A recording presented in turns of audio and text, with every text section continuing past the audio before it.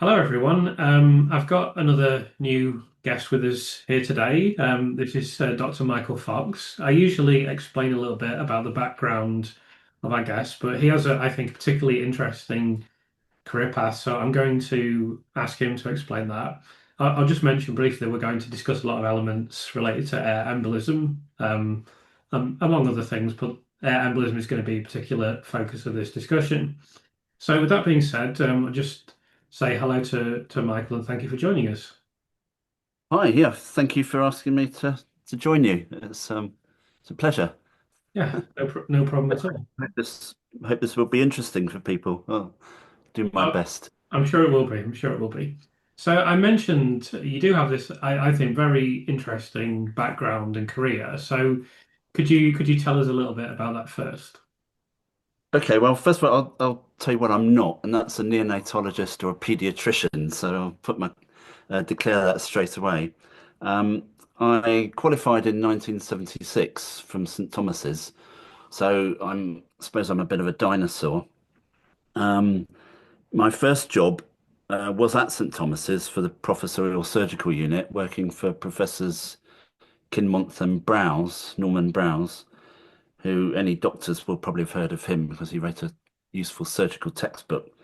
Um, and the interests on that unit were mainly lymphography, that was Professor Kinmonth, and vascular surgery, Professor Browse, but they both did some vascular surgery.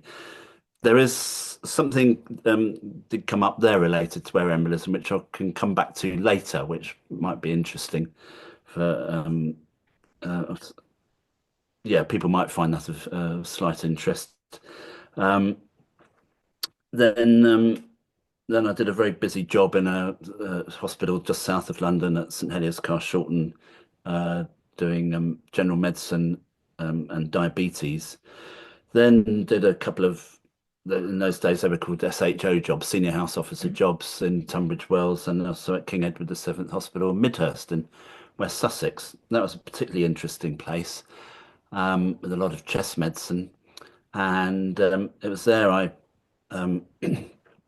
was encouraged that, there we had the Royal Air Force chest unit where all chest patients with the RAF would come to us there. And I'd often thought about joining the Navy, but I never really got any encouragement until then. And so there was an armed forces present in that hospital. So yeah, I got appropriate encouragement. Yeah, go and do it. Join the Navy. So I did because I thought of being a radiologist, but I remember going for a job at Oxford and didn't get it. And then sort of my embarrassment, they re-advertised it a couple of weeks later. And I thought, oh, okay, I've got the message there. Um, I don't think and I wasn't sure. I remember after not getting that job, I was on the train on the way back to Sussex and thinking, actually, I'm quite glad I didn't get that job. I think I'm well out of that. So yeah, so I joined the Navy, and I one of the reasons was that I'd sort of seen something about diving medicine at I remember it was at Tunbridge Wells. There was an educational meeting one lunchtime, and they came up with a film that had been produced by the Navy, and it was about the treatment of diving accidents and bends. And I thought, oh, well, this looks interesting. I wouldn't mind having a go or getting interested in that. And so I joined the Navy with a view to doing that. And after sort of new entry stuff, and I expressed an interest in doing that, and I was appointed to the Institute of Naval Medicine in Gosport, to the diving medicine department, and uh, so that was a sort of academic department, and but we treat diving accidents, which always seem to come up in the evenings and on Sunday evenings or bank holiday Monday evenings, at weekends, always at unsocial hours. But we treat diving accidents from wherever, and we had chambers, recompression chambers around in Portsmouth, where we could do that. And we'd get calls though from all over the country, so we'd be sending people to a chamber wherever it might be appropriate. So that was that. And then the Falklands came along, so I got sent off for the Falklands War in 1982.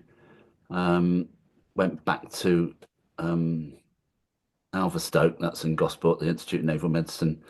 Um, and what did I do after that? Yeah, I there wasn't really. I'd realised there it wasn't that. First of all, diving medicine in the Navy was sort of past its peak, and diving generally in the Navy had sort of gone past its golden age and was on the decline. The idea was I would be appointed as the first medical officer to a brand new diving ship they were getting called HMS Challenger. Um, that never really came to anything. They built the thing, and then I think they sold it almost as soon as they built it. So that never really did anything. Um, Doing deep sea diving research was all very well, but it was academic, and the Navy had no real use for it. There was the Royal Navy's physiological laboratory was next door to us, where they might do a world record dive, but it was just mad scientists doing their thing, with no real use for the Navy at all. So the Navy's, you know, it was the early days of the Thatcher government, and they was looking at money more and more, and anything that was deemed not terribly useful would have the plug pulled on it. So I think that's what happened, and I thought this, I ought to I better not keep all my eggs in this particular basket. So I said what I'd like to do is do relevant jobs to at least get a general practice ticket, so that um, I can be a qualified GP, and so I can always earn a living if I need to. So I did some general practice training, and also a job at Queen St Mary's Portsmouth in Obs and Guiney. Um, that was a civilian hospital. The Navy would have a doctor there on detachment, so it suited them because they got a free doctor, and I we got the experience. Then after that, it was finished all that. It became 1986, and I was appointed to HMS Dolphin in Gosport as as the principal medical officer, and also the senior medical officer at Submarine Escape Training Tank.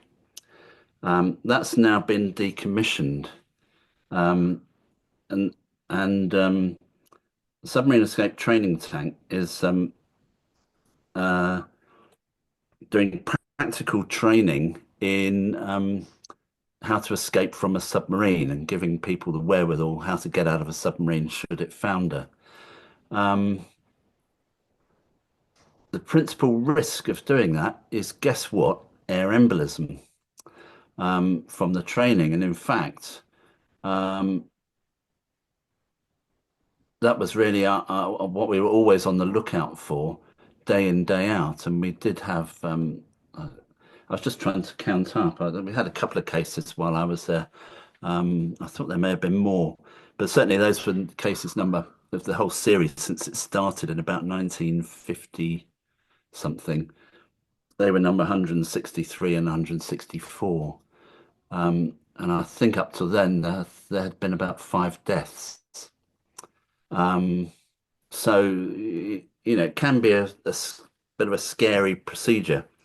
Um, I think it must still be there, because I was just looking it up uh, before lunch, and the submarine escape training tank is actually a listed building. So if you go to Portsmouth Harbour, you can see it on the other side of the water.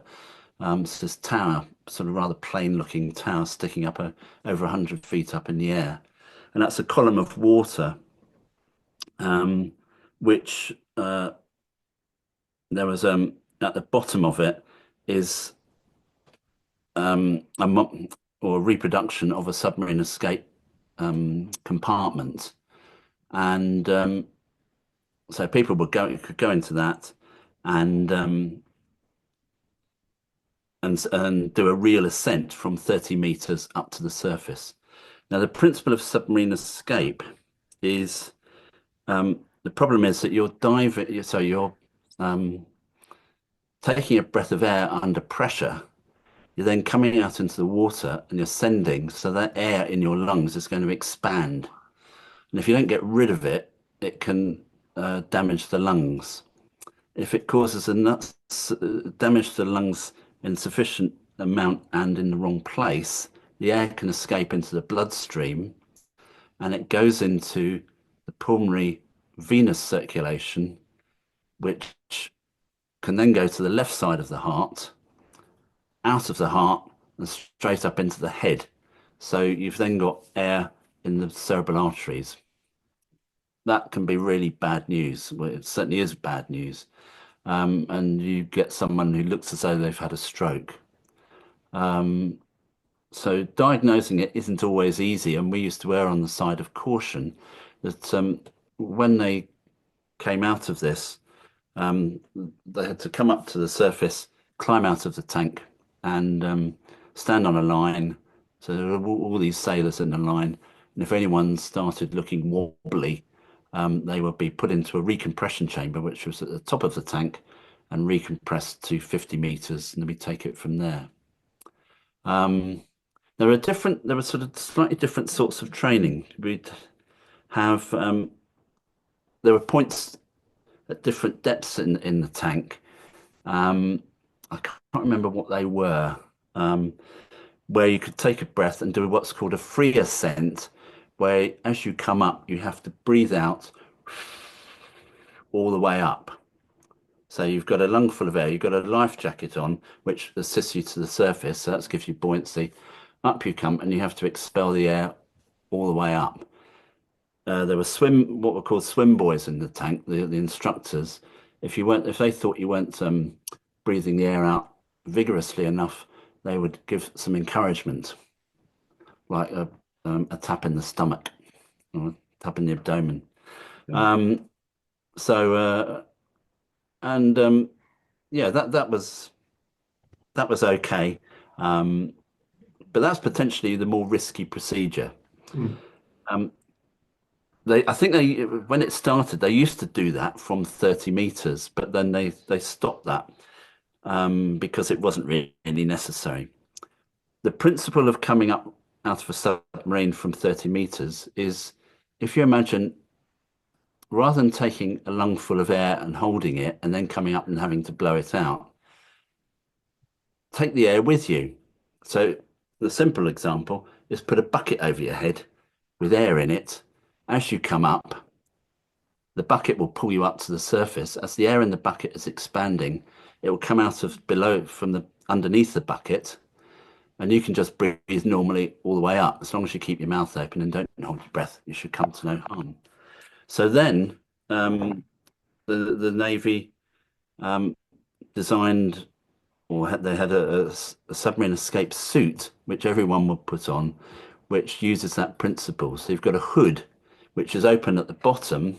You've got an all-encompassing suit to keep you warm and floating when you reach the surface, coupled with a life jacket stole, which will vent off as the air pressure increases in it as that expands. And also, that's expanding into the hood, which then vents off out of the bottom as you come up. So the suit takes you up to the surface, and as long as you keep breathing normally, no problem. I hope that's understandable, is it? So, Yeah, it was for me. Very interesting. So I if think I you, think I think we've established two things. So fair enough, you're not a neonatologist, but yeah, I think we can say with some confidence that you know more about embolism than Dewi Evans. I do know a bit Any about it. real Yeah, denying that? yeah. Then, So let me just mention before we go any further. Um, Dr. Fox also did some medico-legal work as well, so he knows a little bit about that. But I really want to focus on the embolism aspect of this today. But I just wanted to mention that briefly. Um, so I want to ask you about Lucy's case. Um, when did you first become interested in Lucy's case? oh, I've been trying to think about that. I remember hearing about it on the news and didn't really take much notice of it. It was, but when I heard air embolism, I sort of thought, well, that's curious. I wonder how she did that. Um, it's a sort of slight odd thing to do, and you know how. because I'd have thought if you wanted to kill someone with air embolism, you've got to get it into the arterial circulation. So I thought, well, I don't, I haven't been working in a hospital for some time, and things have obviously moved on. And I thought maybe they had some sort of indwelling arterial cannula in the aorta, and she could have injected air into that, or I don't know, I thought, but they must know what they're doing these days, and uh, but obviously I was overthinking it, and it was then I've been subscribing to Private Eye since I was a student, since the 1970s, and I read Phil Hammond's column about it, and it became apparent that Dewi Evans was describing intravenous injection of air. And I thought, well, how's that supposed to cause fatal air embolism? Yes, it could, um, if you inject enough, and what will happen is it will get as far as the right side of the heart, the right ventricle, where it will just sort of cause frothing, and but that should be obvious at a post-mortem. That would be seen there. But you could, if it's a small amount, then it would just go into the lungs and get filtered out there. So get as far as the small vessels of the lungs, not really go any further. But it's not going to go into the left side of the heart. It's not going to get through the lungs. Maybe in very small print in a small print textbook it could, but I won't go there. Essentially, it's not going to get past the lungs. The lungs will filter it, and so that's as far as it went, as it's going to go. So when he's talking about when it's causing a rash on the skin, that's implying that it's got into the arterial circulation and the peripheral circulation coming out of the left side of the heart. So how's it getting there? Maybe if there was a left, a right, sorry, a right to left shunt, such as a hole in the heart, but that was never mentioned. But then you'd have to have increased pressure in the right side of the heart, so that the air would be trying to go across against the pressure gradient because the left side of the heart has the higher pressure. So that doesn't really work either. So I thought this is all rather curious. How why are we talking about air embolism? How's it supposed to have um, killed these babies? And I'm still at a loss, um, or waiting for an explanation from him as to how that might have happened, because all I've been able to see from his um, what he's what he's said is that um, she injected air intravenously, and that's it. Well, okay, so then what?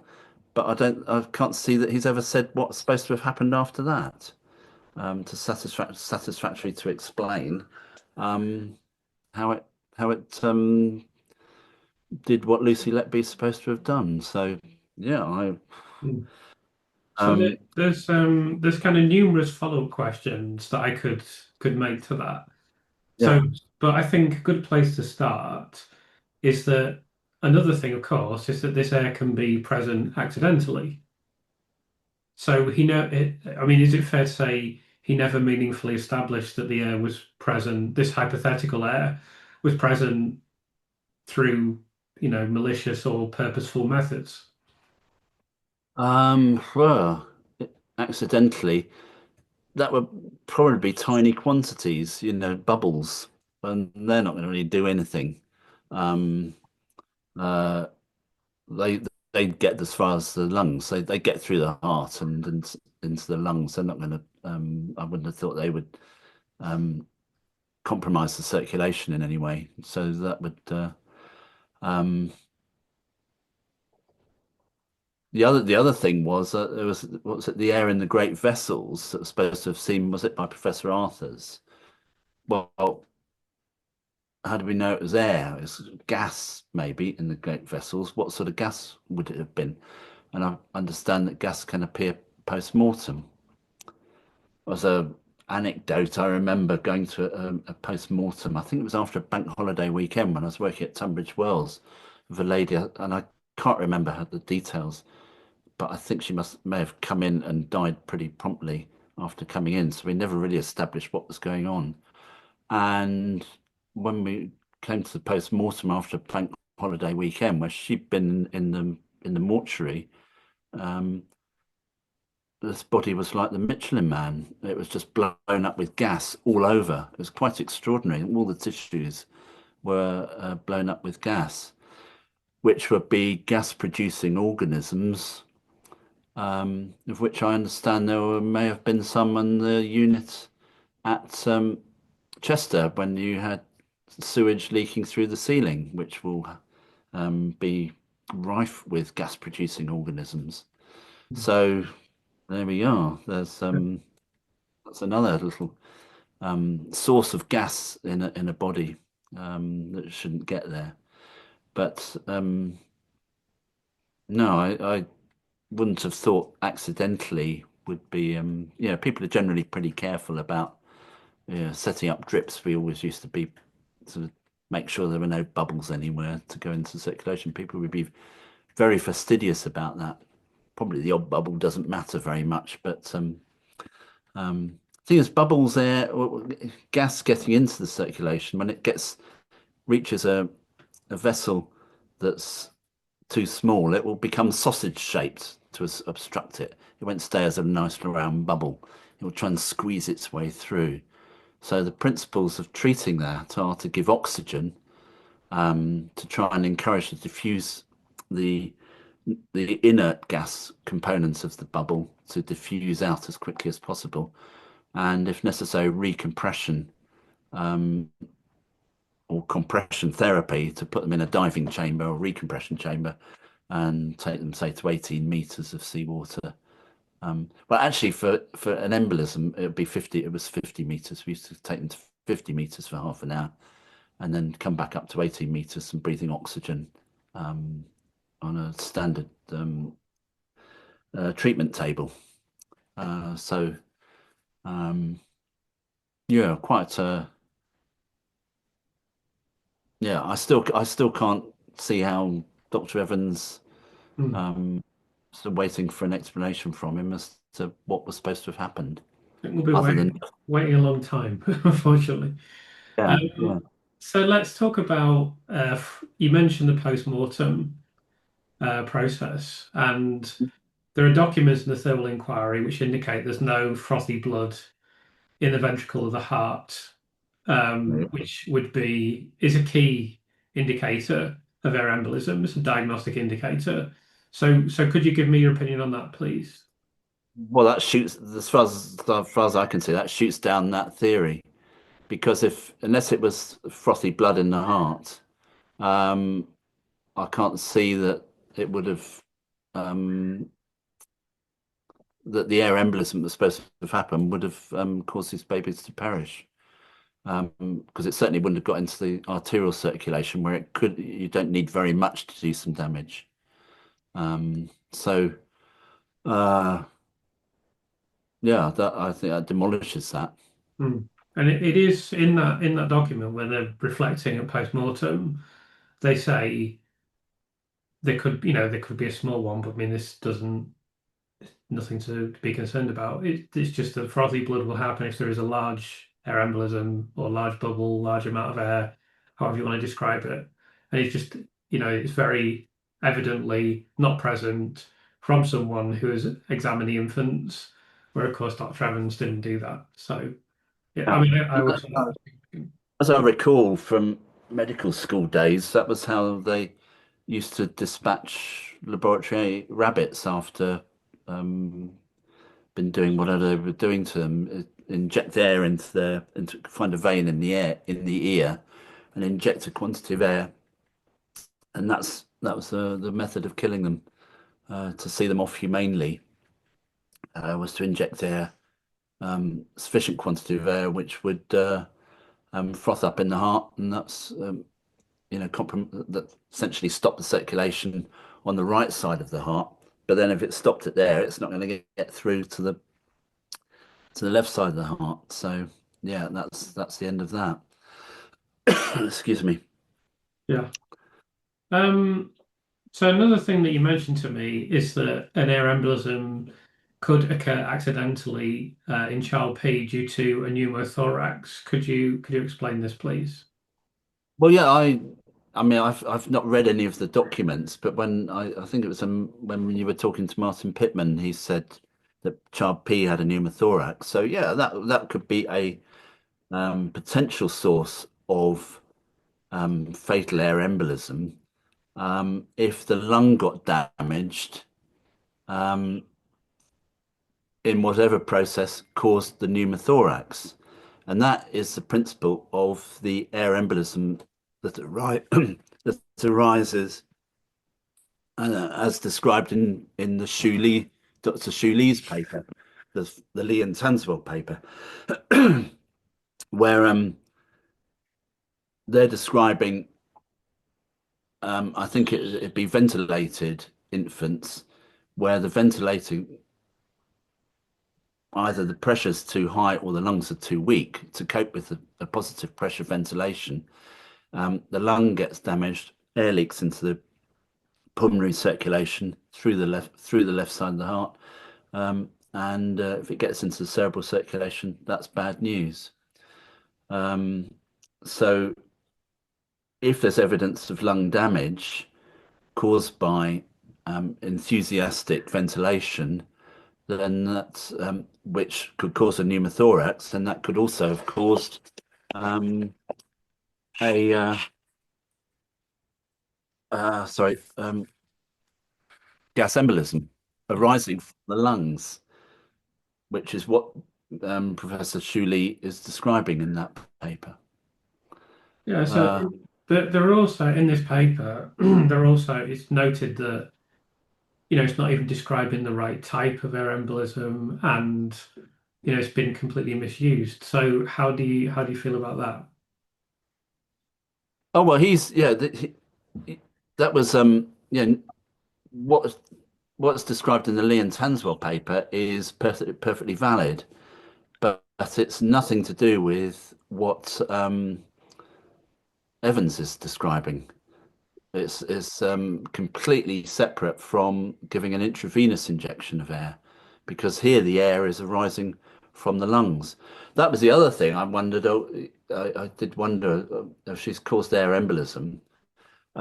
Maybe she's fiddled with the ventilator settings, but then Hmm. people would have noticed that. Of You course, see, just to add, it's of course it's not an allegation in the court case. So, no, it wasn't, but that was what I thought. If she has caused air embolism, maybe that's how she did it, by messing around with the ventilator. Um, and is it on that basis? Is it likely, or at least possible, that we hear a lot in these cases? I mean, I when I'm hearing about this is way outside of my area of knowledge, expertise, understanding. But clearly, there's been a lot of ventilation used in this in these tranche of infants, and there are allegations or assertions that they overventilate several of them, I believe, and used excessively high pressure settings in some infants as well. So can that be a mm. sort? So that could be a source of air being present, couldn't it? Oh, it could certainly could be. Yes, yes. The um, you see, in the diving medicine world, we were very, we were very sort of bit anti pushing air into the lungs under positive pressure. After I left, shortly before I left the Navy, I think I was starting to go around in ever decreasing circles, but they sent me on an aviation medicine course at Farnborough with the RAF, and where I learnt about aviation medicine, and then the Navy started getting smaller, and I thought, well, my prospects here are, um, probably not going to go very far. And I went back to doing the medico-legal job, which this is 1990, 1994, and I was supposed to go to a naval air station, Yeovilton, but instead I went back to London to do the medico-legal job, which I'd previously done in 1989. I thought, well, the writing's on the wall. They were offering redundancy, so I applied for redundancy and got myself out and went to Australia for a couple of years. Um, did a little bit with Flying Doctor there, then came back and I saw an advert for people wanted to doing aviation medicine in Saudi Arabia with British Aerospace. So I phoned them up and they said, when can you start? So and I spent 15 years there. So I had 15 years in the Navy and 15 years in Saudi doing aviation medicine. Now in aviation medicine, here we do use positive pressure ventilation when uh, in fighter aircraft, you may use pressure breathing. If not routine, well, there are two instances where you may use pressure breathing. Um, One is if there's a decompression at very high altitude, and I'm talking over 40,000 feet. Um, so some high performance aircraft will operate at that sort of altitude. So if the canopy fails, there's a pressure failure, breathing 100% oxygen at that sort of altitude will not protect them. They need oxygen, 100% oxygen, but under increased pressure. And depending on the altitude, that may be up to 40 millimeters of mercury positive pressure being forced into the lungs. We used to do that to people. We had an altitude chamber there at Dharan, and we used to give them um, pressure breathing training at 43,000 feet, where we're given explosive decompression, um, and the pressure breathing would come on, and it's sort of like the reverse of what you normally do because the air is just forced into your lungs. You get blown up quite vigorously, and then you have to breathe out quite hard to push the air out. Um, and as soon as you relax, you get another blast of air coming into your lungs. So that's one instance. And the other instance is you can use it for protection against G forces. Um, and I believe the Typhoon um, does use that. And you use um, uh, the oxygen regulator in the aircraft under the right levels of G will give positive pressure um, breathing into the chest to increase the pressure in the chest to make sure blood keeps going up into the brain so that they don't go unconscious. So um, I won't go off too much about that, but yeah, we do use it. It was used in, well, it is used um, in G protection. And in fact, we did get a centrifuge there while I was there, and I had the pleasure of sort of commissioning a brand new centrifuge. Um, and that's a sort of ultimate big boy's toy. Um, and we used to put the cadets through this, and with the right levels of G, used to try and make at least um, one member of the group unconscious, so they can see that this really does matter. If they don't pay attention and if they don't try and protect themselves, um, the G can get them and it will kill them because they'll go unconscious while flying. That's not a smart thing to do. Um, as far as I know, it's only the Typhoon had the pressure breathing for G. Other aircraft for G protection they had to you had the G trousers, which give you a bit of protection, but also straining was the important thing to go. Try and increase the intrathoracic pressure to increase the blood pressure, force blood up into the head. But yeah, we use pressure breathing. So I've gone on a bit then. Okay. So, oh, sorry, yeah. So pushing air into lungs can be done, and the maximum pressure we would use about 40 millimeters of mercury pressure. I'm not sure what settings they use on ventilators for neonates. See, neonates can, I understand they can have premature, can have very stiff lungs. Um, so I'm not sure what pressures they may use to try and overcome that. Mm. Um, So if we're to summarize this theory, I don't Yeah, think you can even really call it a diagnosis. I mean, I'm resistant to describing Dr. Evans' work as diagnoses personally, but yeah, theory. No, I wouldn't call it a diagnosis. yeah, It's a suspicion. Yeah, a theory or a hypothesis. yeah, So, firstly, he hasn't demonstrated what happens to the air or how or any kind of mechanism related to the to supposed collapse. That's the first thing. Secondly, this air can be present accidentally, um, even if it is significant. And of course, there's lots of infants in Professor Arthur's study where we know it was present accidentally. Then the paper that is used diagnostically is used completely incorrectly and refers to something there's nothing to do with what Dr. Evans was talking about. The yep, post-mortem pathology doesn't it indicates that one of them, well, not one of the most important indicator of air embolism is not present. And then I guess we could also add that ventilation is a more likely reason for air to be present, even if the air is significant, which it probably isn't. Is that a fair summation? yes, yeah, yeah. You've got it in one. Yeah, yeah. The You see, if you wanted to conclusively to diagnose air embolism in the cerebral arterial circulation, you need to do the post-mortem underwater so you can see the bubbles. Um, so you need to suspect it beforehand. So, but there was no reason to suspect it in any of the babies.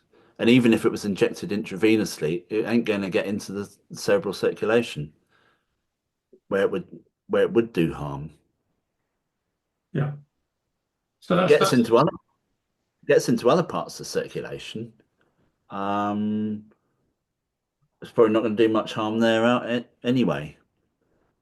yeah. And in fact, I said I might come back to um, my first job at St Thomas's.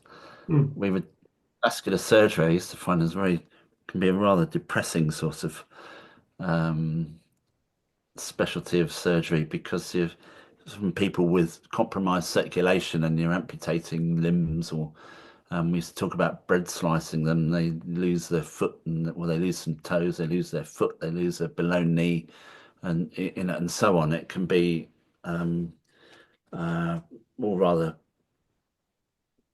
not particularly rewarding surgery, unless it's in the in big vessels like the aorta, where you can repair an aneurysm or um, remove blockages in the um, so the arteries going to the legs. Um, Remember one day we had a patient who had, I think it was probably diabetic, and a lot of the circulation problem in diabetes can be small vessel disease. That's not amenable to surgery. Um, and we had this patient with an ischemic leg. So the leg below the knee was suffering from about, so I remember, I mean, I'm going about nearly 50 years, I'm afraid, but from about halfway or some way below the knee down to the foot, this leg was pretty compromised. And Professor Kim once muttered on his ward round, take her to theatre and give her an intra-arterial injection of air and Priscal. And we thought he'd gone bonkers. We were thinking he's taken leave of his senses. But you didn't question the professor in those days, so that's what happened. And we took her to theatre, and the senior registrar, with his heart in his mouth, and the patient under general anaesthetic, injected, as I recall, it may have been about 50 mils of air into the femoral artery, followed by this drug Priscal, which is tolazoline, and it's an alpha receptor blocker, which causes vasodilatation of blood vessels. Before the Priscal had even gone in, the foot was starting to glow. It where sort of it went red, and to everyone's surprise, stayed red. Um, Gave an intense um, sort of return of blood supply, um, and and that patient went home with leg intact and didn't see her again, him or her. And a few weeks later, there was another one, exactly the same thing, exactly the same result. And as actually recently, I looked it up, um, and I found a paper from Australia written in 1968 describing that similar technique, injecting, actually, they were injecting oxygen and Prescol and getting varied results, I think, or maybe not bad results. But yeah, so it had been used as a treatment. Um, and I've seen it used as a treatment, injecting air deliberately. Wonder what would happen if you tried that these days.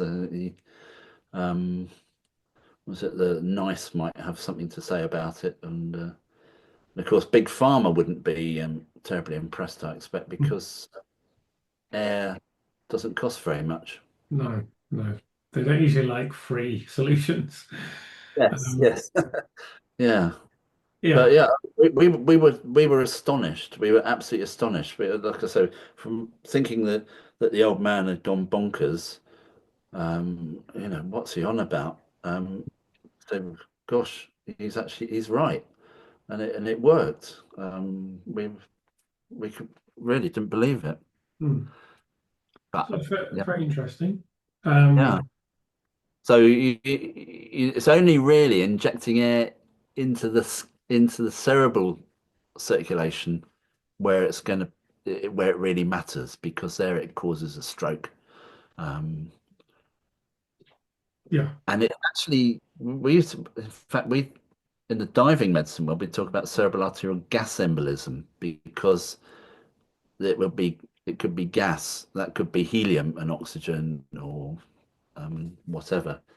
Usually it was air, because in the submarine escape training tank setting, it was air. They were breathing air.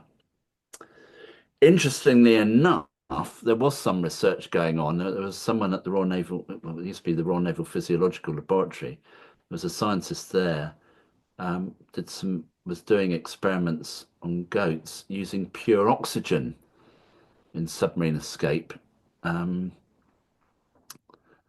and where you could go to quite great depths.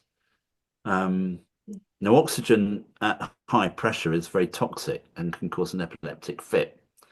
But you have a sort of oxygen window. So if you go to big depth quickly and come back again, bang, bang, you don't have time to develop the um, cerebral toxicity. And and he was using that principle to uh, use pure oxygen. The the thought process being that if you did get an embolism, an oxygen embolus, that's not going to matter as much, because if you get oxygen into the circulation, that's going to get absorbed pretty quickly. It's the inert gas that sits there, the nitrogen in air or the helium in a diving mixture, but it's the nitrogen in the air is going to sit there, and takes time to diffuse out. So you've got to try and get rid of that more quickly by compressing it in a recompression chamber, making a bubble smaller. Um, so, but Evans wasn't alleging that oxygen was being administered. I think the Australian paper that I mentioned, using it for therapy, they were injecting oxygen, but at St Thomas's we injected air. Hmm.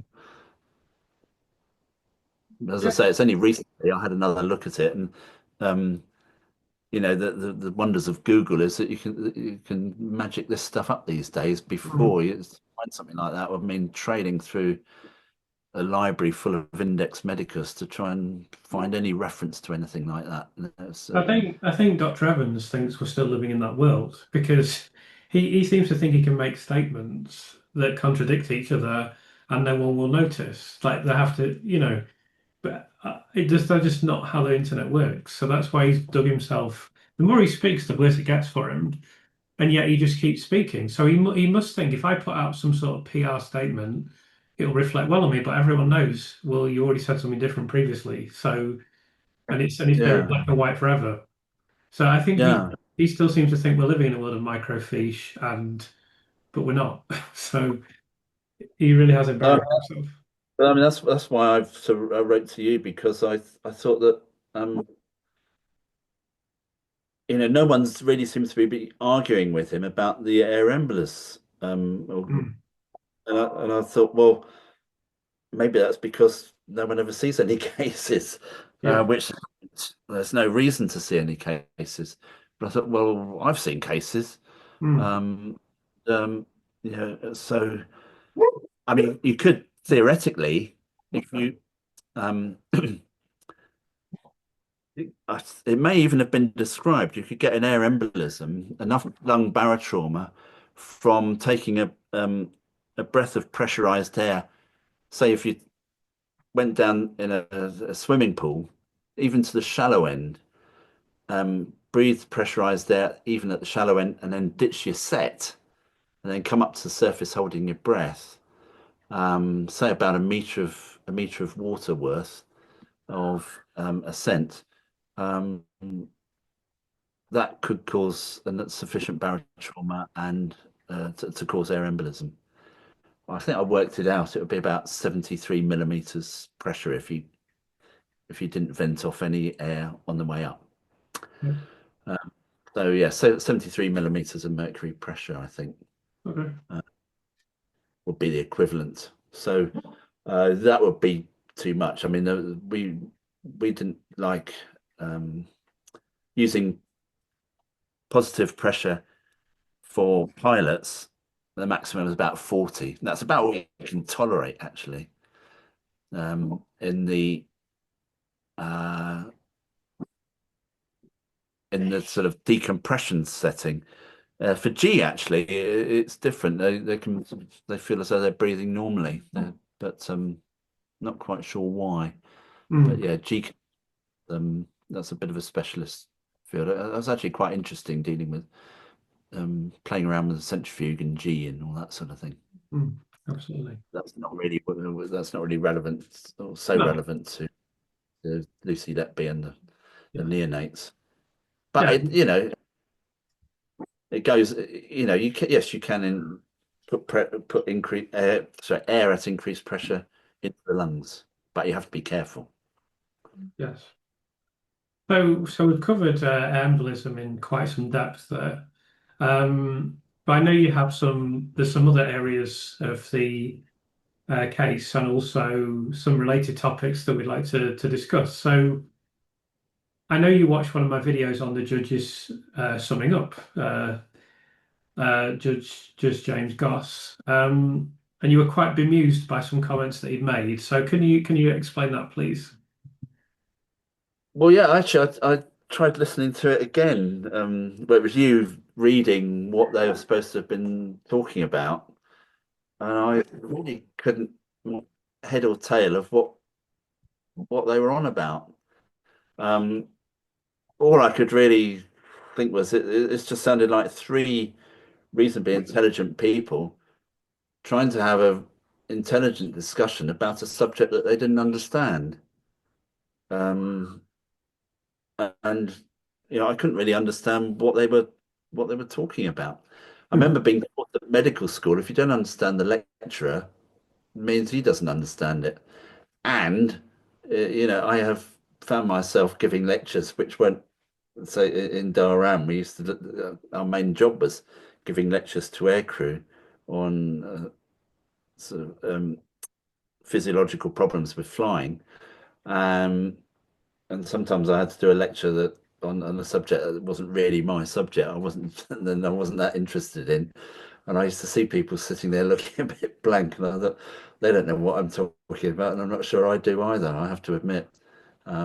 But um, but the things I did know about, I could, it's quite gratifying to see sort of understanding coming over faces. And these would be aircrew, often, Saudi pilots in the, you're trying to get them to understand this stuff in their second language because it's all done in English.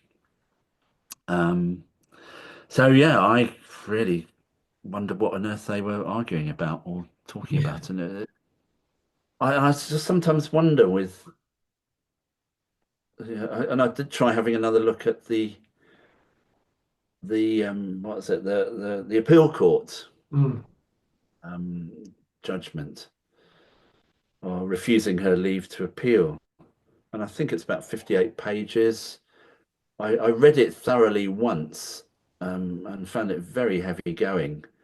Um, and some of that is all a bit, I don't really understand what they're actually trying to say. Um, and I just wonder, is this deliberate? Are mm, they? It reminds me a bit of, um, don't know if you remember, they used to talk about when Alan Greenspan was the chairman of the Fed in America. They used to talk about Fed speak. mm. That if the chairman of the Fed said anything, it could spook the markets worldwide. So Alan Greenspan was the master of Fed speak, where no matter how much he talked, he never actually said anything. I remember hearing him on the radio once. They said, "Well, can you give us an example? Give us the weather forecast in Fed speak." And he sort of went on for a couple of minutes. It's actually quite entertaining because it just said nothing. Yeah, You yeah, know? yeah, And, and a lot of that appeal court judgment is, I won't say it's saying nothing, but it's very difficult to work out what they're actually saying. yeah. I'm sure that's deliberate. I'm sure it is. They make it as impenetrable as possible. Uh, You should be, so much, and so much of the case, the more I hear about it, I think, well, what's any of this that they were talking about, spending however long in court going on about a shredder or pajamas or things like that. What is the relevance of that? Did she kill these babies or not? If so, how did she do it? Was there any evidence for any of that? And the more I look at it, the more I think, well, no, there doesn't seem to be, other than that it was she just happened to be around yeah. on duty. Yeah, speaking of which, you told me a story about the shift chart that was used in the case and how this could be critical in convincing jurors. So I don't know if you can, hopefully you can recall what I'm referring to, and you can recount that. Yeah. Well, yeah. A colleague of mine, um, we were students together and actually housemen together. Um, dropped in on us last year, um, and was on his way to somewhere not too far away from here. They was having a few days away in Devon. He's a GP or was a GP, and I said, "Oh, I've been getting a bit interested in the Lucy Letby case. I find that it's one of those things that's taking up a little bit of my time just to um, looking at it." And he said, "What, you don't think she did it?" And I said, "No, there's all sorts of reasons why I don't think she did it." He said, "But the shift chart, well, that was conclusive, surely." Thought, Hmm? well, no. The, so I thought, gosh, we got to convince people like you um, that is nonsense. Um, there's some hard work to be done. Hmm. I've Um, always said it was important. I think the three things that are of real importance in this conviction are the shift chart, um, the so-called confession, and Lucy saying, "Well, okay, I accept someone was poisoned with insulin, but it wasn't me," because they basically said, "Right, someone was definitely poisoned. Um, look at the shift chart. It had to be Lucy, and look, she's confessed." when in actual fact, if you examine those three items of evidence, none of them have any value whatsoever. Yeah, yeah, yeah. Um, Uh, so yeah, the it's shift. I'm not a statistician, and mm, I've sort of played around with some sort of simple things sometimes just to uh, looking at the mathematics of it, of some of these things. I wouldn't know where to start with a shift chart like that. Um, but certainly found Professor Hutton's your interview with her absolutely fascinating. mm, But yeah, you have to be very, very careful with statistics, and one sort of hobby horse of mine is screening. Um, where people seem to think, oh, you do a test and then whatever the result is what the result is. Um, let me uh,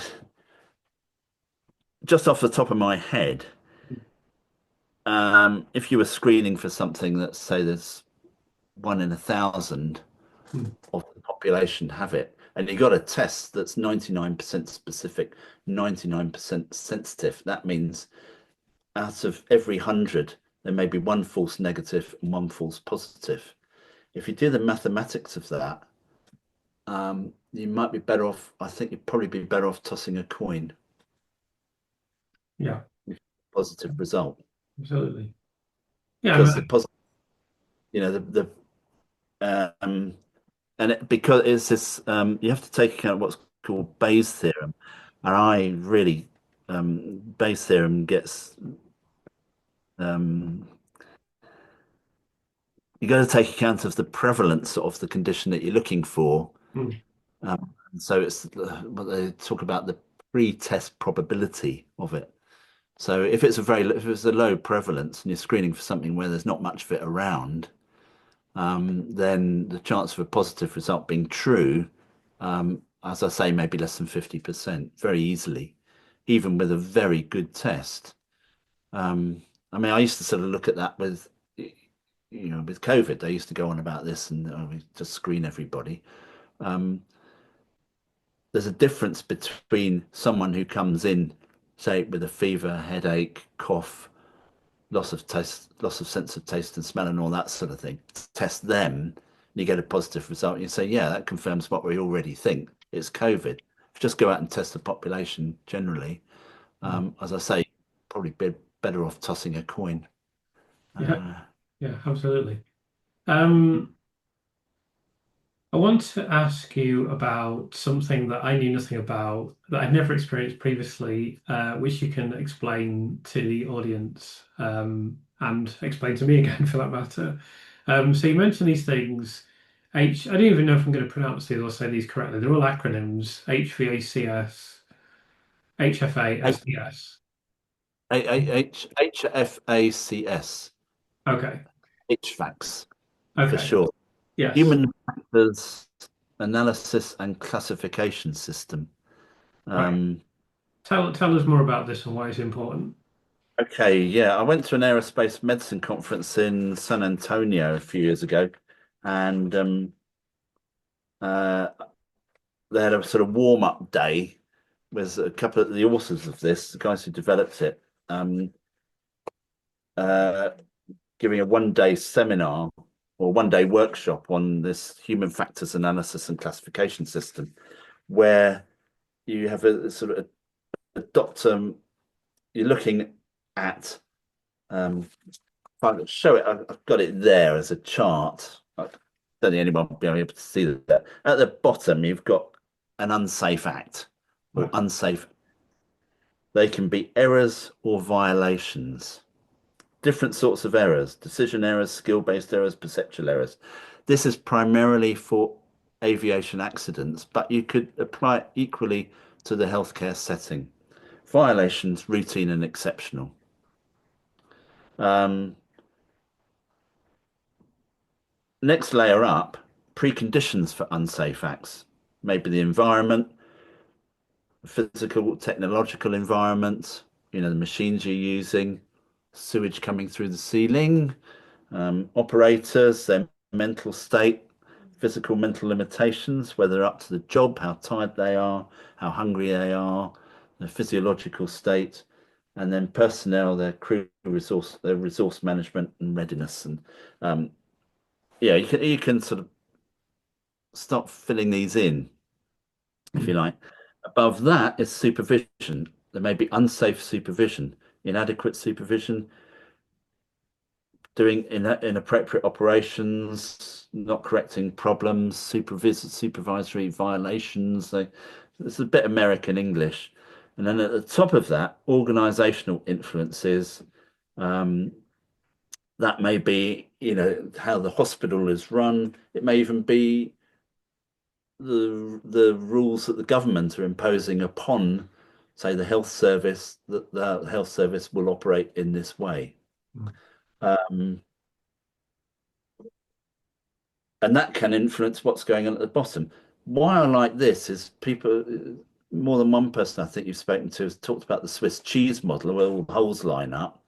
But what this is doing is modeling this on the Swiss cheese. Each of these is one layer of Swiss cheese.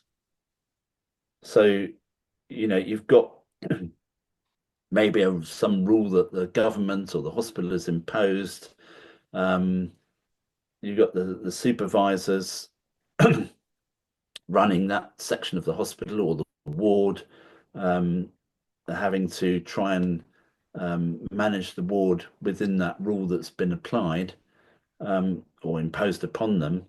Um, you've then got the staff on the ward trying to do what they've been told, and they should hopefully have sort of what you call standard operating procedures, or what they normally do.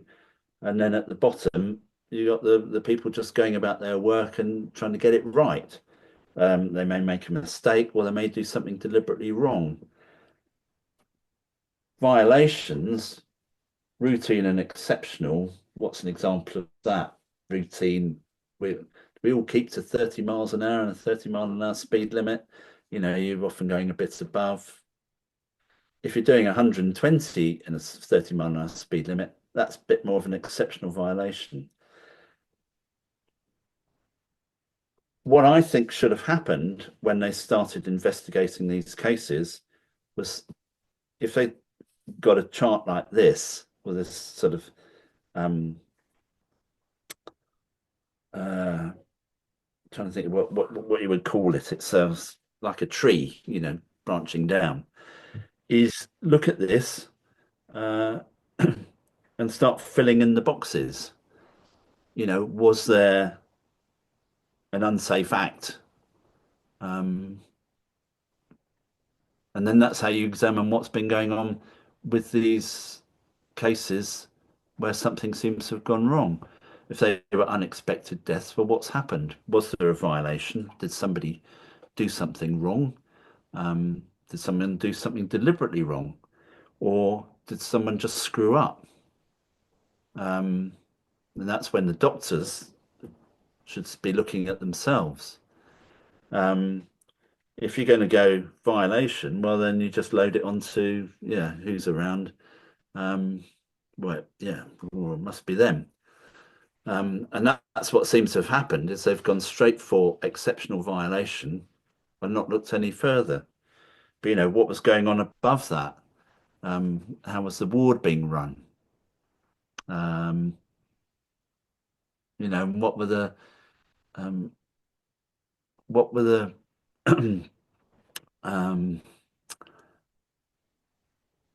was there a good team? Um, were they being managed properly? Was there proper leadership? All the sorts of things. Um, Yeah. Supervision. You got the management of the hospital, maybe. And all and you can fill these in, and then if you look at this, um, and it's quite an interesting way. It helps you sort of prompt you to dissect what may have happened, and say, oh, yeah, maybe something went wrong here, and and you can go all the way up through the levels. And if you look at an aircraft accident, that's these things, you know, most of the time there's been a screw up in the cockpit or somewhere, but there'll be reasons for that. Um, the worst aircraft accident in aviation history still is the one at Tenerife in, was it 1972, when hundreds of people were killed. A KLM 747 took off without clearance at Tenerife and collided with a Pan Am aircraft that was still on the runway. How is it still on the runway? Well, there was fog, so the KLM aircraft didn't see it. There are a whole load of reasons why they were on the runway at the same time. Um, but just to keep a sort of long story as short as possible, why might the captain of the KLM aircraft have been in such a hurry to get away? Well, the Dutch government, had introduced a rule that if you go over your flying hours, mate, you can go to jail. You know, there'll be no excuse whatsoever. If you arrive back at Amsterdam late, you're going to be in big trouble, Buster. So that may well have been a factor that caused them to take off inappropriately. It's speculation because no one really knows. But he was the most senior training captain with KLM. You know, the last person you would expect to make a mistake like that. Unfortunately, he had a very junior co-pilot who probably wasn't, who is believed knew that they shouldn't have been taking off. But how do you tell the old man that, hang on, mate, we shouldn't be doing this? You know. I think you have to, don't you? Because otherwise, Well, you know. nowadays they train people to speak up. You know, Mm, you have to, yeah, you have to speak up and say, hey, something's wrong here. Maybe that's whistleblowing, or, just, if you think something's wrong, say so. And, mm, and, and there shouldn't be a climate in which you would be criticized for doing so. mm. So Who knows? I want to ask you about whistleblowing culture and scapegoating within the NHS. It seems that this is an issue in Lucy's case and situation, but also a wider problem with staff that work within the system. So you've just been talking about this. How do you feel about this? Well, yeah, I see. I've maybe I've been fortunate. I've not worked in the NHS for most of my life. I Mm, worked for a short while before I joined the Navy. Um, I did um,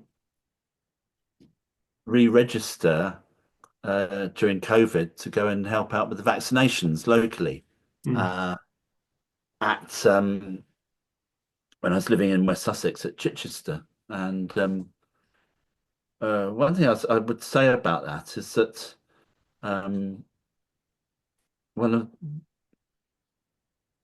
there are two really good bits of advice I was given in my career. One was day one at medical school, our introductory welcome lecture. Um, welcome to medicine, welcome to St. Thomas's. And I remember he said at one point, words to the effect that if you don't know what's going on with a patient, for God's sake, go and ask someone who does. And I was never afraid to go and ask, if I wasn't sure, just ask someone, seek help, go and get advice from someone else. Ask someone who knows more than you do. You can't be expected to know everything, rather than just ploughing on. And when I was reporting on juniors in the Navy, the sort of annual reports, I would always put that as a positive.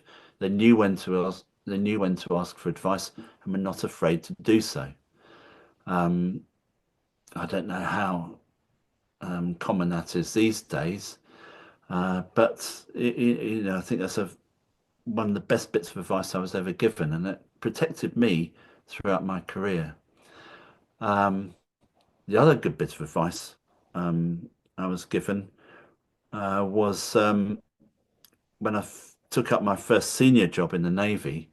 The outgoing guy was more senior to me, and he said, "Mike, make sure you know who it is that tells you to get a haircut." And that is actually quite important because you need to know who it is that you report to, who you take your orders from, who you take instructions from, and who you don't take instructions from. Who do you work for? Um, I mean, I remember Nigel Lawson said when he was, someone asked him on an interview, what was the first instruction Mrs. Thatcher gave you when she made you Chancellor? And do you know what he said? She said, get a haircut. Um, because he looked scruffy and smarten up. But okay, it's not literally get a haircut all the time, but it's make sure you know who's in charge. When I did the vaccinations, I used to turn up each day and I really didn't know who was in charge. No one came round saying, how are you doing? Is everything going all right? Um, and I managed to get through the vaccinations without giving a single injection. Because I was a registered medical practitioner, I was put on the computer registering people for their suitability and eligibility for vaccination. Most of the injections were given by sort of laid off aircrew from EasyJet and people like that. So all I did was sort of clerical work the whole time. Mm. Um, and like I say, I never really knew who was running the show from one day to the next. There was So no identified person in charge. yeah. Um, there was So, nothing really to whistleblow about there, but you must be able to say something if mm. something is right. Having said that, at Chichester, I think yeah, if something wasn't right, yeah, I felt I could probably go and find someone, but it wouldn't have been easy to know who it was I was supposed to talk to. So, I so mentioned with regards, sorry, go on. Please I continue. mentioned I'd worked at King Edward VII Hospital, Midhurst. That was an interesting little place. Unfortunately, it's no longer there. It's now flats, I think, and posh apartments. It's in the country. It's an old sanatorium. There, you had um, each ward had a ward sister. There was a matron.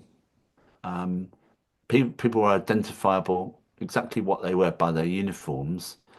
And for the medical staff, there was a medical superintendent. He was a retired Major General. He was a nice old boy. Um, but I remember when I started there, we had a little briefing in his office, and he said, um, "Here, um, we are very particular about second opinions. If anyone wants a second opinion, they get it without question. If anyone asks for a second opinion, organise it. Just do it. And moreover, if we thought as the junior doctors someone ought to have a second opinion, just get on and organise it." And I thought that was very refreshing. You Mm. know, not be afraid of a second opinion. Should never be afraid of a second opinion. And I've got a little book called Proper Doctoring by a chap who used to go to his clinics at St Thomas's, Dr. Mendel. And he said he was taught by a doctor called Geoffrey Evans, who said that if the second opinion's any good, it would just agree with his opinion. So, Mm. um, but you know what I mean. You should never be afraid of getting another opinion. You know, see, which is sort of whistleblowing. Mm. Go and say something's not right here, and now they have to sort of impose something called Martha's Law. Why weren't they doing that in the first place? What was wrong with people? Why should that be necessary? It should just be getting other opinions anyway. If you don't know what's going on, find someone who does.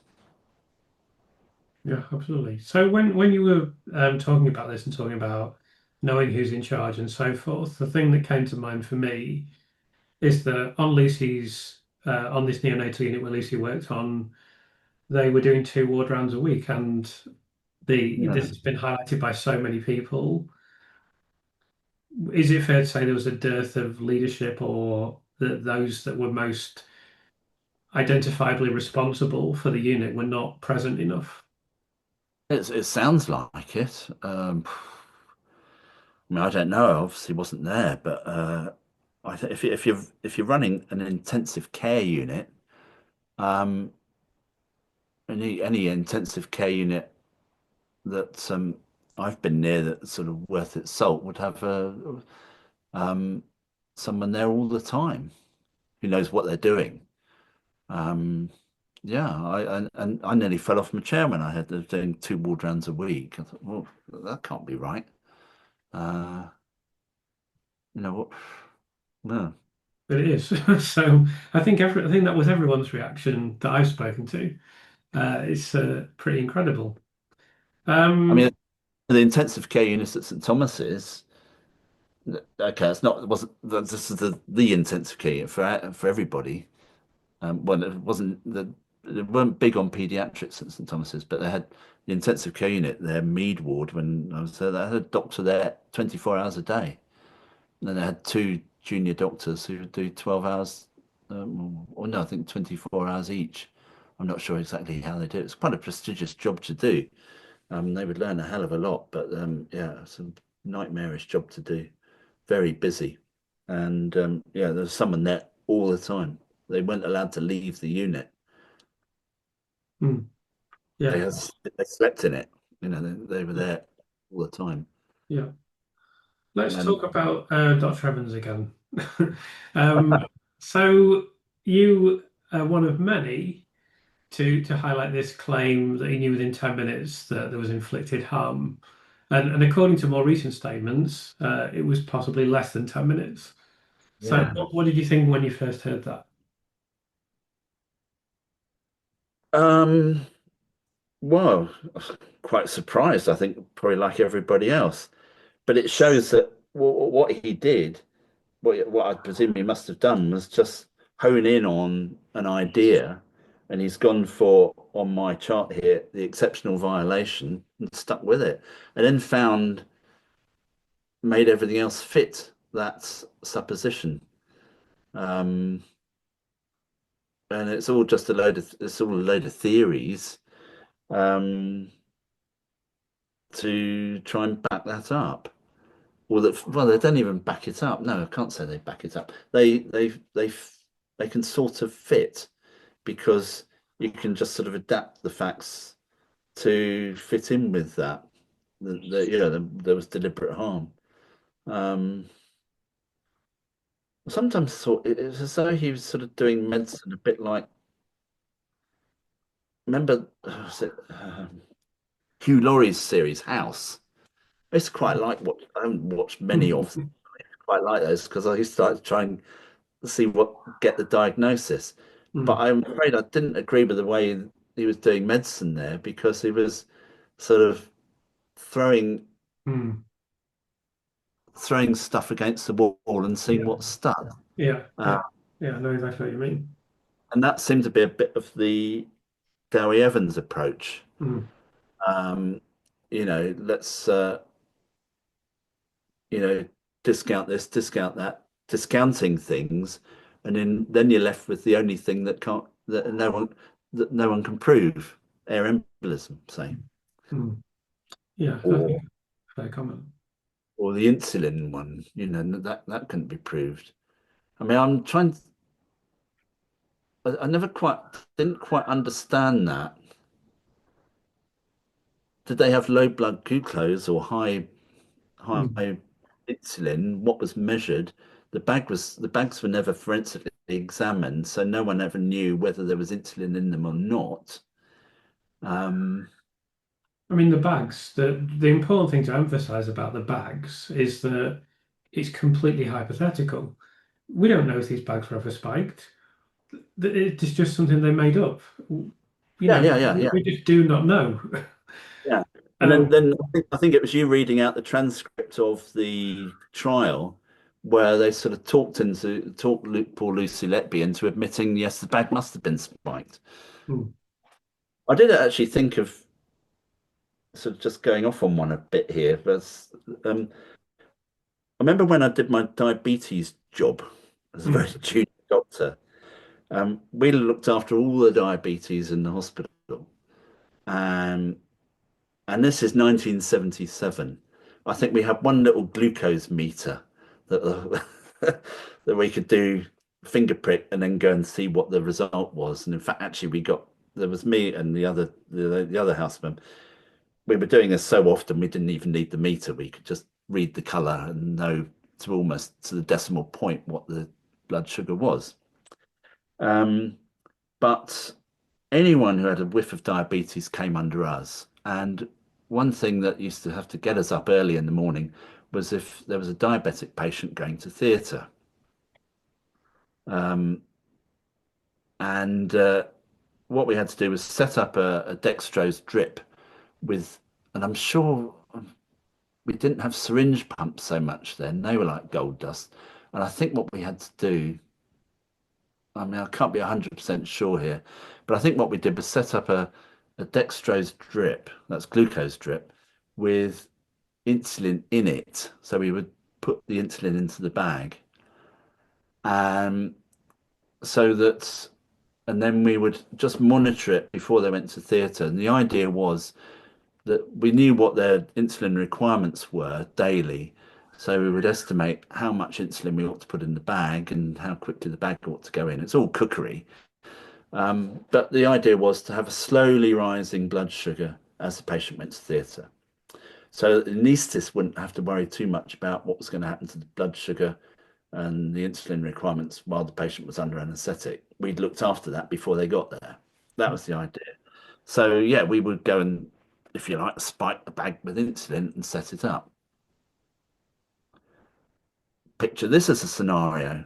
Why they might be doing it on that unit, I don't know, but someone's preparing a bag or such a bag with dextrose and insulin. Whether they even use that now, I don't know. I couldn't really imagine why they might. I would think they'd use a syringe driver with the insulin separate from the dextrose, but this was 1977. We had to make do with what we had. But suppose someone is putting insulin into a bag for such a purpose, gets distracted while they're doing it, forget about it, the bag's still there, someone puts it away, and it gets brought out another time. You've got a bag sitting there that someone's put insulin in. Okay, this is wild speculation, but that's what this trial was all about. Wild speculation. And what I'm talking there is garbage. I admit it. Mm. But, you know, could it have happened? There's probably umpteen reasons why you could say no, it wouldn't happen, Mm. but maybe it could. You don't know how the unit was being run. I mean, I thought that anyway, the bag should actually be enclosed in a separate wrapper, so it'd be a bit odd if a bag wasn't in its original wrapper. So if it had been open, if that wrapper had been open, then one shouldn't use the bag. So that's a reason why you wouldn't go there. But do you see what I mean? I'm just throwing out wild speculation there as to maybe how that could have happened. Um, I think that's me putting myself in the doing it the Dr. Evans way of coming up with a bit of wild speculation about what could have happened. Yes, it could have done. Pretty unlikely. Yeah, yeah, absolutely. I want to talk to you about the post office inquiry briefly. When we were talking last, you made, I think, a very interesting observation about that and about judges not talking to each other. So if you could tell us a bit more about that, I think that would be great. Yeah, I remember asking a friend of mine who's recently qualified as a barrister very late in life. But I mean, I said, well, you had all these cases all over the country, um, and it must have been a bit odd, and if something is unusual, do people not talk about it? Why would, wouldn't one have expected judges to talk to each other and say, we're seeing all these cases from the post office, but what's going on there? No one seems to have asked any questions like that. Oh no, the judges shouldn't. My friend's response was that you wouldn't expect judges to ask questions like that. But I think that's what an inquiring mind should do when something is unusual, well, then you have a look at it. That's and that's really what science is all about. Mm. If everything is normal, then it's not really worth looking at. It's when something isn't normal, when things are unusual, that's when you need to be having a look at them and scrutinizing them and seeing what's going on. And I just find it very sad that no one seems to have bothered to do that with the post office. Certainly not the post office themselves, but I thought, could not the judges have been a sort of one of the checks and balances in the whole sorry process? But Mm. no, they don't seem to have bothered either. Um, It you know, feels like someone should have noticed that. Hold on a second. We've never. I mean, how many previous examples throughout the entire history of the British judicial system have there been of sub postmasters being convicted for fraud?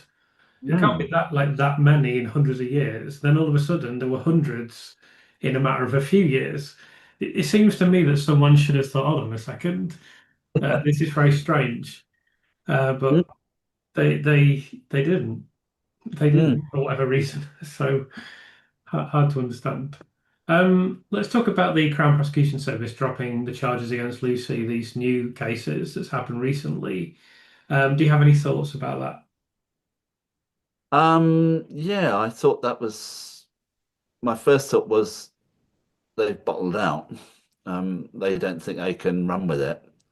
Um, because they've obviously seen what Mark McDonald has got waiting for them if they do try and take that to court.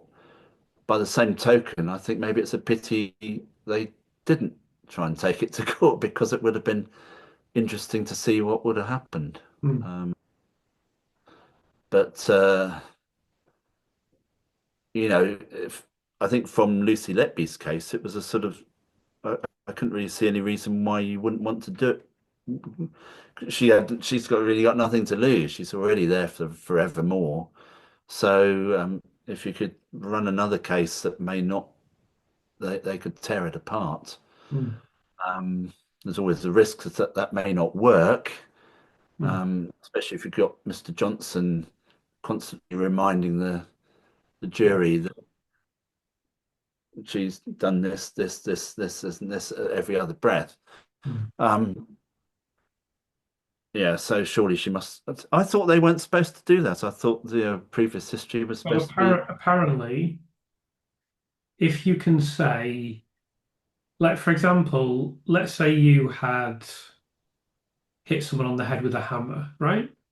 Mm, The prosecution is allowed to say, "Oh, look at this new case where someone is being hit on the head with a hammer.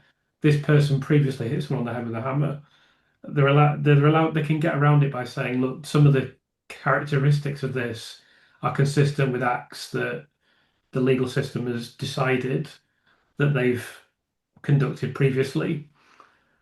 So you get mm, around. Apparently, you can get. So a prosecutor informed me.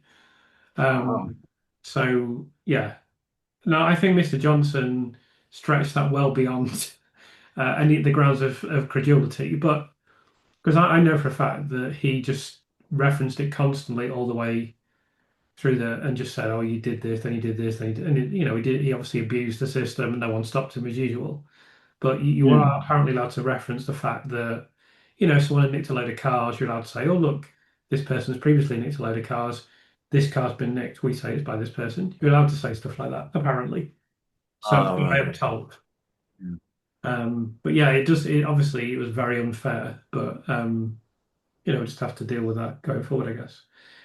So can I ask you finally, well, a couple of final questions. Like, do you have any other observations or concerns or comments about Lucy's case? We have discussed. Oh, yeah. Just the more I hear about it, the more I think it's a very sad state of affairs. Mm, Um, I think whether I listened to is it John Sweeney's mm, podcast about it? They're mm, very good. mm, But they kept adding to them, and I think the statement he comes up with at one point is. they found the witch. Um, and it's medieval. It's they might as well have chucked her in the river. Mm. See if she float because that's about the level of it. Mm. I think it's disgraceful. Um, I think there's a um, my personal view is I think it brings disgrace upon the medical profession, um, and disgrace upon the legal profession in the way that all this has been conducted. And I think it's very, very sad. Um, no, not nice. Yeah, I agree. I think I can't add anything. There's nothing else to say. No, It's no. I absolutely endorse those comments. Is all I can say. What I do find terrifying is that you're I'm trying to think, I can't remember his name now. He was saying that these when Evans was interviewed by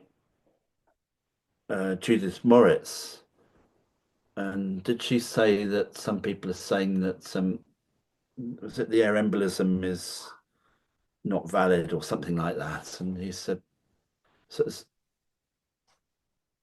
I just remember him sitting there and saying, "Well, does it matter? Mm.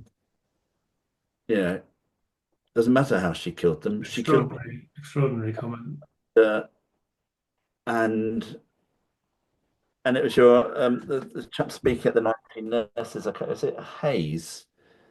Um, Yes, Peter Hayes, is it? Something like that. Yeah, saying that the way the appeal court is approaching it was that their sort of approach is it doesn't matter. She killed them. Doesn't Mm. matter how she did Mm. it. Um, and and and he was saying what I found terrifying was what he finished up by saying was that if you've got that going on, it's unassailable, um, which does depress me a bit. Mm. Um, Well, all we can say is Lucy's got an enormous amount of support now. She's got a very strong team. You know, we're actually recording this the day after the Sun newspaper front page that we're both encouraged by. Though I pointed you to, I mentioned to you before we started recording, there was this poll, and 72% respondents in the Sun said there should be a retrial. So, yes. you know, things are building for her, and we just need to keep going. Obviously, we can't turn back the clock, and we don't know what impact this will have had on Lucy. We hope she can come out and salvage something from her life, but all we can do is keep going and give her that opportunity, I guess. Mm, mm. Yeah. Anyway, Yeah, I find the whole thing terrifying. yeah, it is. It is. It's the thing that people need to understand. And, you know, I say this to people who are watching this who are now among the minority of people that believe Lucy's definitively guilty. This can happen to you. I just want you to realize that you can be yeah. falsely accused of something, you can be convicted, you can go to prison, and then see how you like it. See how you like trying to get out of prison when you're innocent. And we have Mm, this statistic at the there's mentioned at Westminster at this meeting that there are estimated between 2,000 and 10,000 innocent people in prison now. yeah. And I suspect it's closer to the higher of those two numbers, personally. So people need to Another know another this. another terror was something else terrifying that I heard not pretty recently actually was the writer G.F. Newman being interviewed. Do you know him or you know Oh, of him? no, I don't actually. I don't know if you ever saw it. There was quite a controversial little series he wrote. Um, it was back in the 70s, must have been about Hmm. 78, 79, called Law and Order. And it was a Hmm. set of four plays: The Detective's Tale, The Villain's Tale, The Brief's Tale, The Prisoner's Tale. Have you ever seen those? No, no, no. And then I'm not familiar with They this. did. They did. They showed them in about 1978. It caused a bit of uproar. The detective in it was played by Derek Martin, who died the other day. Who was he went on to be, I think it was Uncle Charlie in EastEnders. Not that I ever watched Oh yeah, EastEnders. yeah, yeah. I know him. Yeah. He was playing the part of this Detective Inspector Fred Pyle. He was an incredibly corrupt um, detective who decided that a villain called Jack Lynn, one whose name was given in to him by grass, Jack Lynn was well overdue.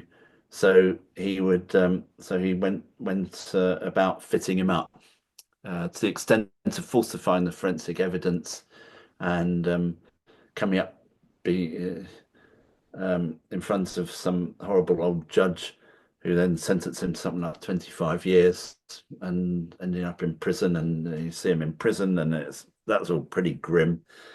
And uh, I mean, the whole series is horrible. I think it shown on the BBC at first, and they didn't. I saw it twice when it first came out because I was hopping between.